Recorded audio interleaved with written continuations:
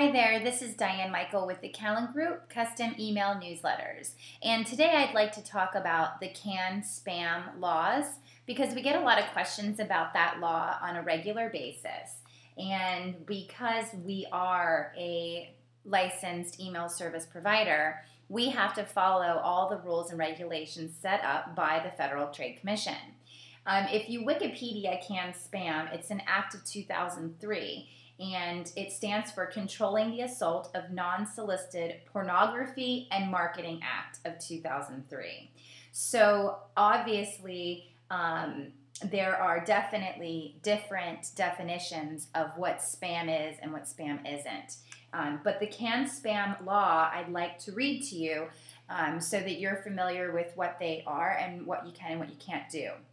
Sometimes we have people that will contact us directly asking us why they received an email from someone they didn't subscribe to their newsletter.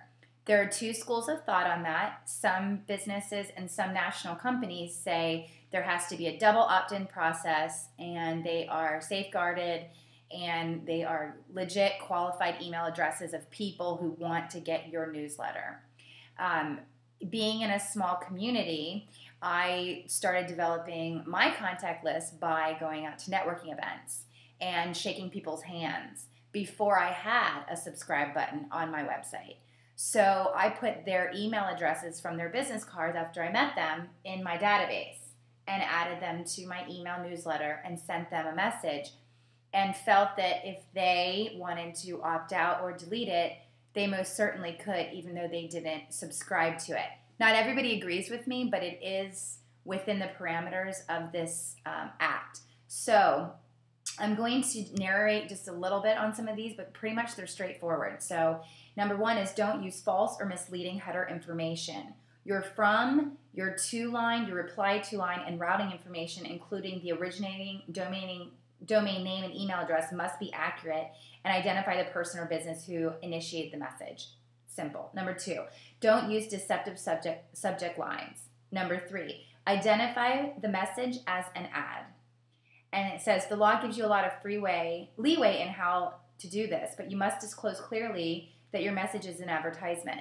Well, our newsletters aren't always advertisements. We constantly are telling our clients that you don't want to always sell to your customers and your prospects. You want to tell them about community events and things that are going on in your practice and not just be, let's have you come in the door and buy.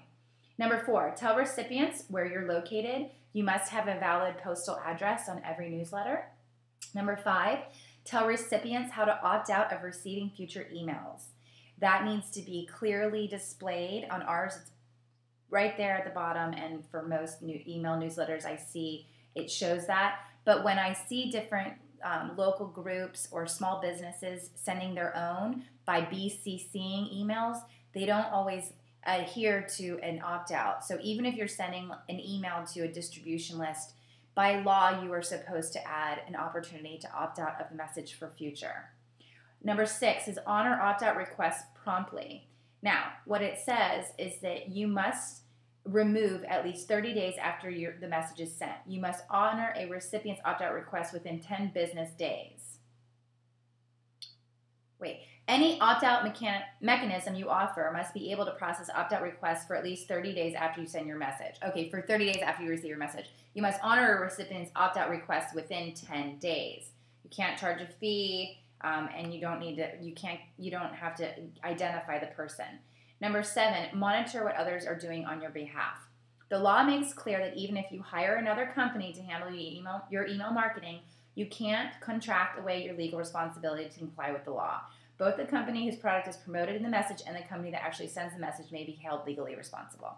So those are 7 points that are in the CAN spam law that President George W. Bush put into effect on December 16, 2003. That is for the United States. Now, granted, Canada, Europe, Mexico, they all have their own acts that you can absolutely look up online. But this was a 5-minute tutorial on CAN spam and a quick overview. If you want more information on our services, you can reach us at Facebook /custom email newsletters, and you'll find all ways to contact us and our website there.